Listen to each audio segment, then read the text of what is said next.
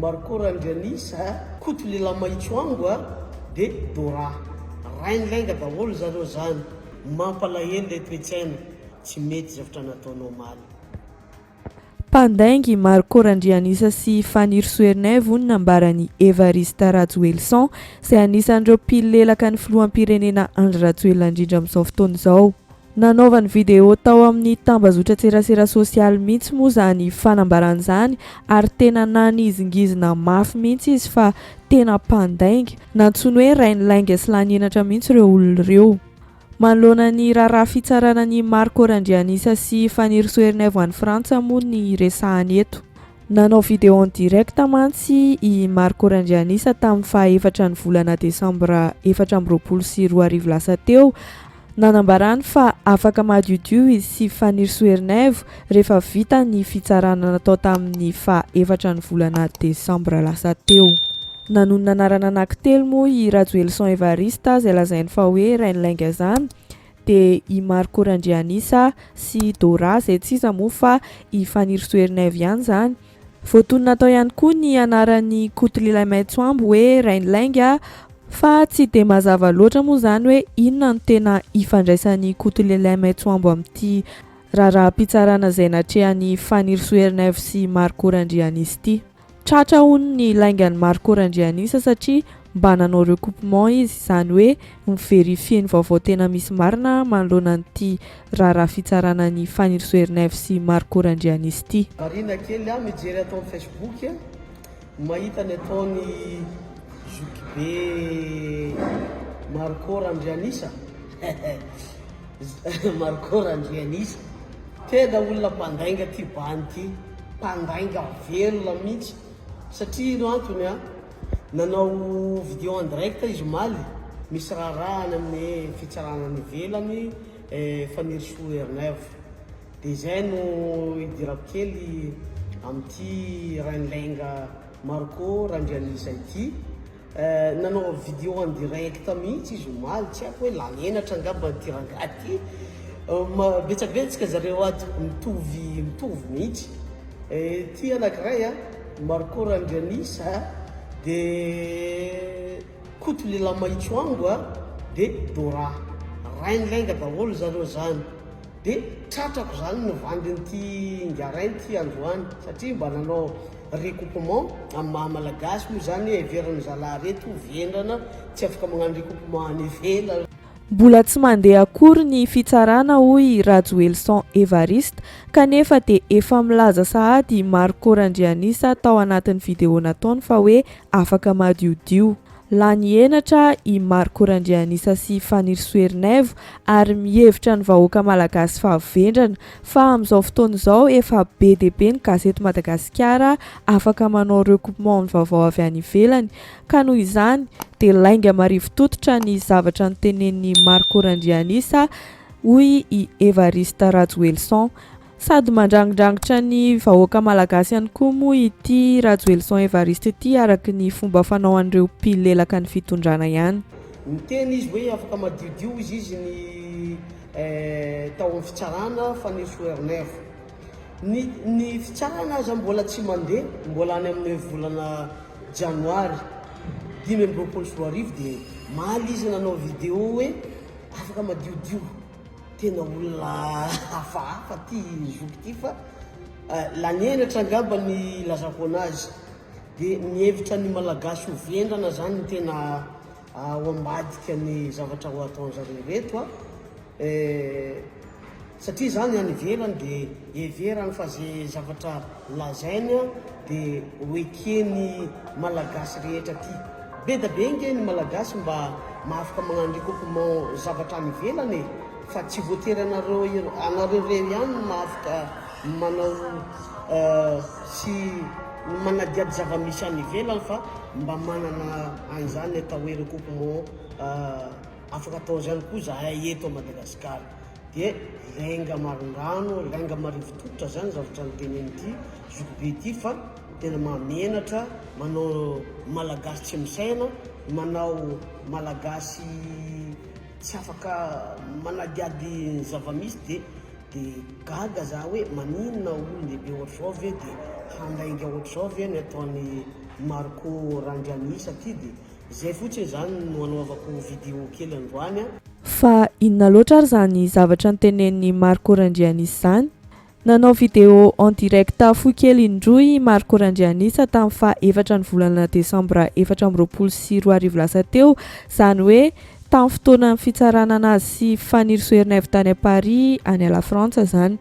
Rehefa mivoaka tao amin'ny fitsarany Marco Randrianisa dia namoaka ny vaovao avy hatrany fa niala maina ny filoha Andry Rajoelina tamin'ny appel izay nataony satria tsy mitombina ny zavatra nanaovany appel. Ndao ara jerevantsika tao anatin'ity vidéo ity zany. Ok zany a salama daholo indray zay no ataoko hoe vao mivoaka ny fitsarana io a satria nanao appel i Rajoelina io zany ohatra hoe tsy manaiky mihitsy izy zany fa dia nanao appel izy a dia vony avy nandeha fitsarana hoe fifanisotsy aho fa absente izy a fa nandeha nandeha ny fitsarana zany dia mba niteniny avocat zareo zany a fa n'importe quoi dia ino moa zany araka ny laninako teo a nandevonalika miala maina ohatra nandevonalika la Rajoelina dia zay.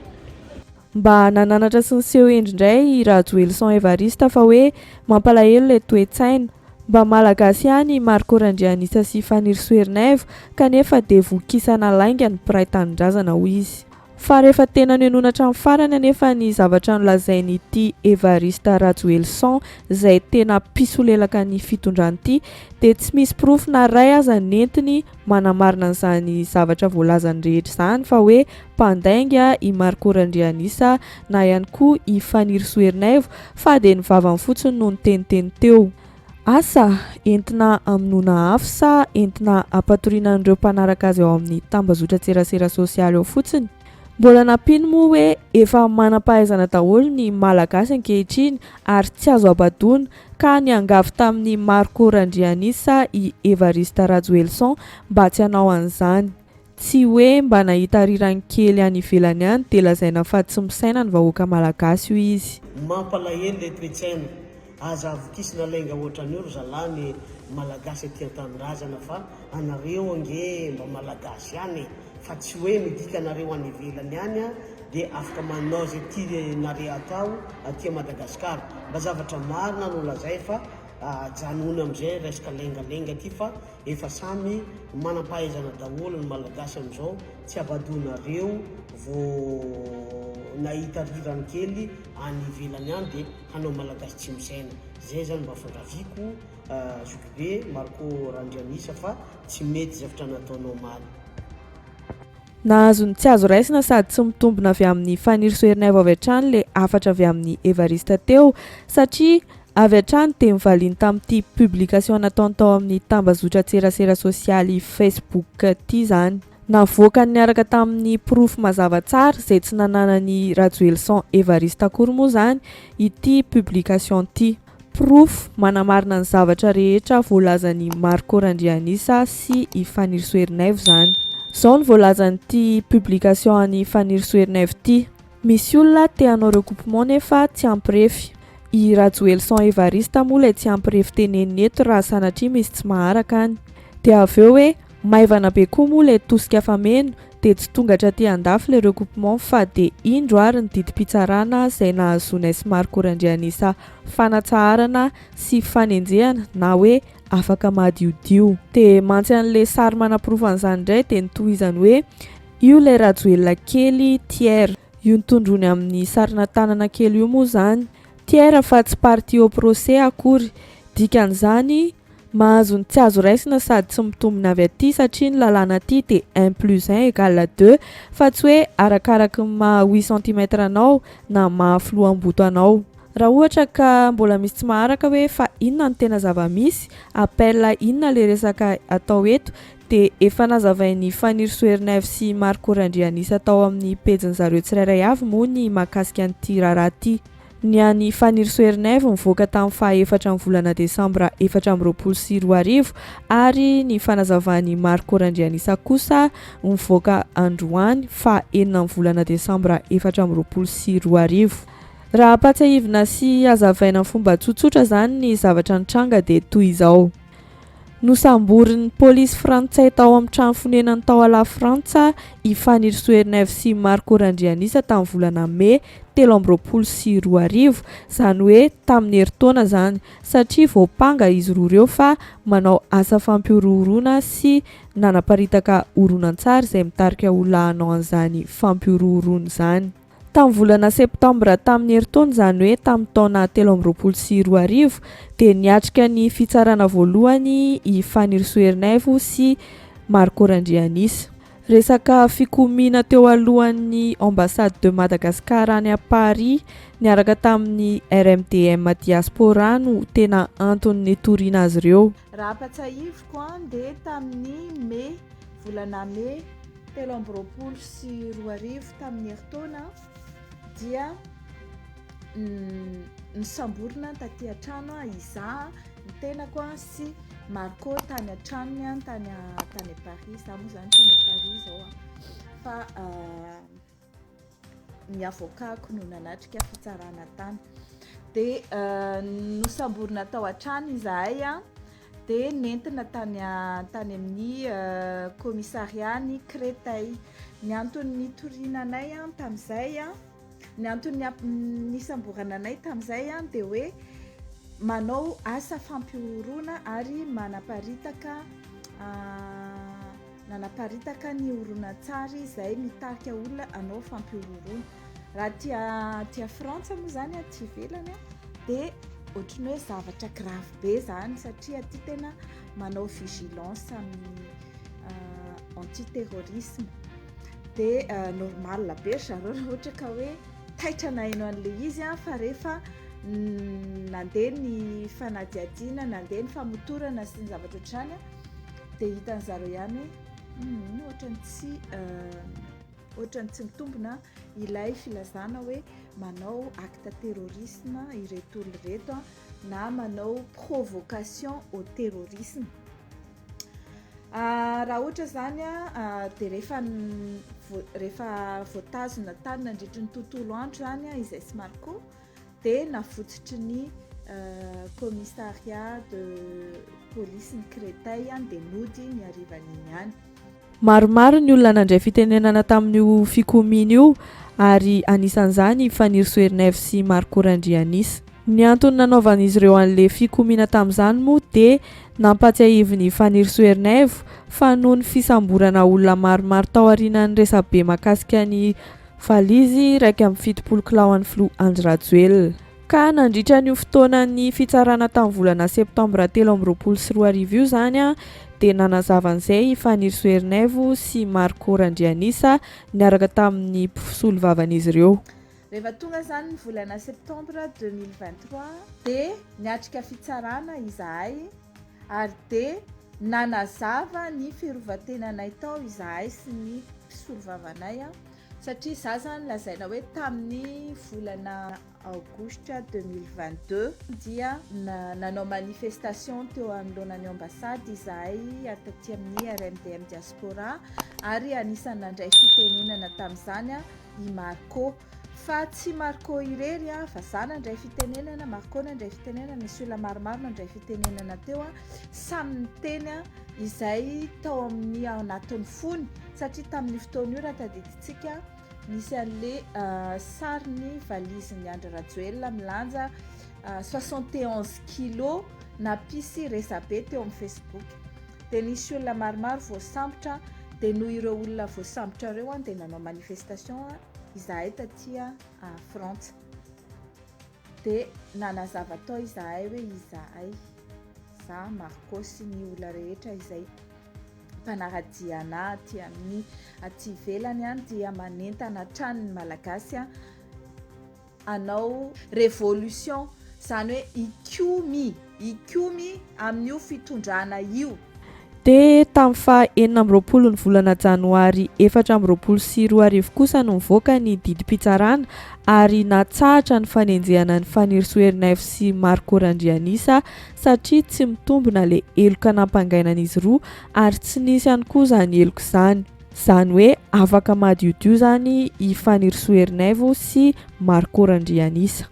Nomarian'ny Fanirisoerneve ihany koa fa tsy nisy solotena amin'ny fitondram-panjakana malagasy mihitsy nanatrika fitsarana tamin'ny volana septambra 2024 ary conseiller tao amin'ny ambasady kosa no solotena tany tamin'ny 14 volana janoary 2024. Dia teo amin'izay rehefa mivoaka ny didim-pitsarana hoe atsahatra ilay fanenjehana dia teo vao nikoropaka ny solotenan'ny fitondram-panjakana. Rehefa mivoaka zany rehefa vita ny fitsarana tamin'io septembre 2023 io dia nody izahay ary délibéré 26 janvier. Dia rehefa tonga ny 26 janvier dia nafana izahay sy Marco zany hoe natsahatra ny fanenjehana, renvoi des fins de la poursuite. Dikan'izay dia hoe tsy mitombina ilay eloka, tsy nisy ny eloka izay lazaina ho nataon'ireo olona voapanga. Tsy misy akory zany eloka zany izay zany sady tsy vitany tsy meloka fa tsy nisy akory ilay eloka izay eritreretina ho nataonay dia renvoyer des fins de la poursuite, atsahatra ny fanenjehana. Miala maina fotsiny zany ny fitorohana izay nataon'ny procureur. Marina moa fa tsy nanatrika mihitsy ny fitsarana ny solotenan'ny fanjakana malagasy tamin'ny septembre. Rehefa tonga ny volana janoary 26 janvier io dia teo indray zareo miaraka amin'ny avocat nandefa ny conseiller d'ambassade. Rehefa nandeha teo zareo dia nahita hoe natsahatra fanenjehana anay dia nikoropaka be amin'izay hoe andeha hanao appel. Tsy nahafa-po ny fitondram-panjakana fa indrindrindrindra fa ny filoha Andry Rajoelina moa ny didim-pitsarana nivoaka tamin'ny faha 14 volana janoary 2024 lasa teo ka nanao appel indray ny avy amin'ny fitondrana. Raha ny tena marimarina kokoa dia ny filoha Andry Rajoelina mihitsy tamin'ny faha 5 volana febroary 2024 dia le fanalehan'ny Marco Randrianisa farany teo zany le appel. Raha ny conclusion voaka tao zany hoy Fanirisoerneve dia nitaraina hoy ny filoha Andry Rajoelina fa tsy voantso ny fitsarana ka tsy afaka nangataka onitra. Narary be ny fon'ny filoha Andry Rajoelina hoy satria nitsatohan'ny Marco Randrianisa tamin'ny flèche ny lohany tamin'ny sary nandritra ny fikomiana izay nataony zareo tamin'izany. Janvier zany izy nanao appel dia non janvier voaka ny didy dia 5 février izy nanao appel dia zao volana décembre zao zany nandeha ny appel dia zao ny zavatra lazaina. Mitaraina zany manao appel i Andry Rajoelina en personne. Maka avocat izy ary maniraka ny représentant ny ambassade isolotena. Donc zany nandeha le fitsarana androany. Tonga taty ampelatananay moa zany ny conclusion dia me fotsiny zany namaky an'le izy. Izy honya tsy voantso ny fitsarana tamin'ny septembre sy talohan'izay.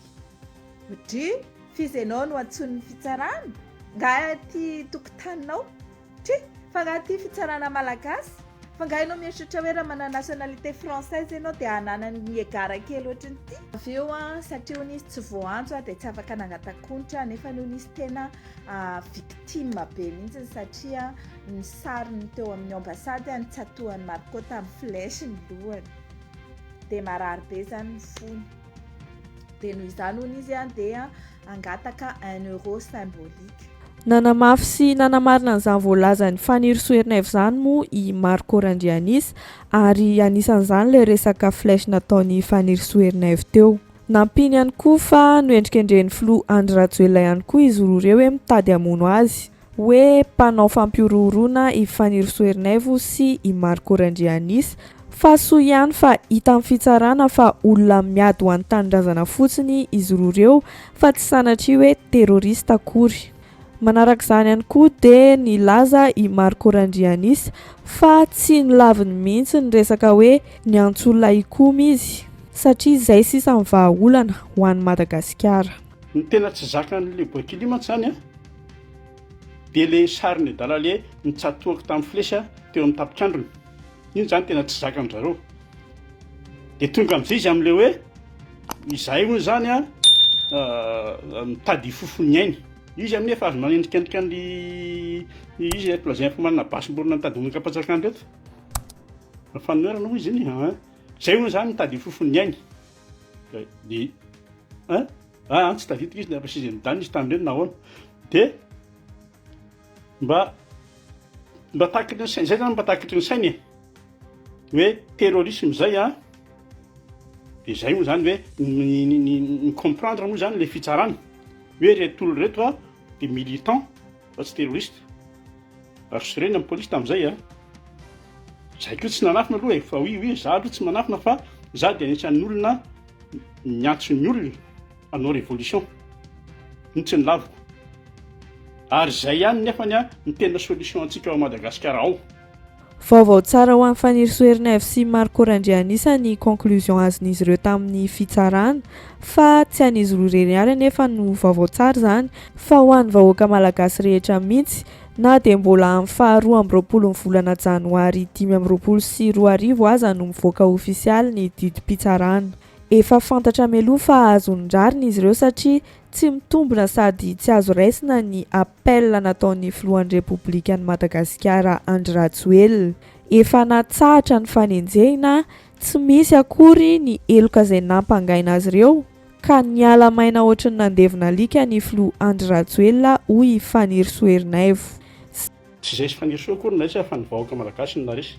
Faly am'laza amintsika vahoaka malagasy fa na de mbola amin'ny 12 volana janoary indray mivoaka ny didy izay tam'le fitsarana androany de efa fantatra fa azo rariny isika fandresena ho an'ny malagasy izany fandresena ho an'ny malagasy hoe mba eto ambonin'ny tany misy fitsarana tsy miendany amin'ny Rajoelina koka za vandresaka efa renvoyé défendre la poursuite izay zany efa natsahatra ny fanenjehana anay tsy misy ny eloka izay nataonay avy eo mbola ny tonatonana ohatrany vinanto tsy narefosa ny avocat Rajoelina sy ny solitenany ambasady androany nanao anio appel io hoe eo nisy vangatakontra miala maina ohatrany nandevina totoza i Andry Rajoelina androany de faly am'laza aminareo fa misy rariny eto ambonin'ity tany ity. Zay indray ny mahakasika an'ity vidéo ity fa misaotra antsika rehetra trany nanaraka hatramin'ny farany aza tiano misabone sy manao j'aime ny vidéo de amin'ny manaraka indray.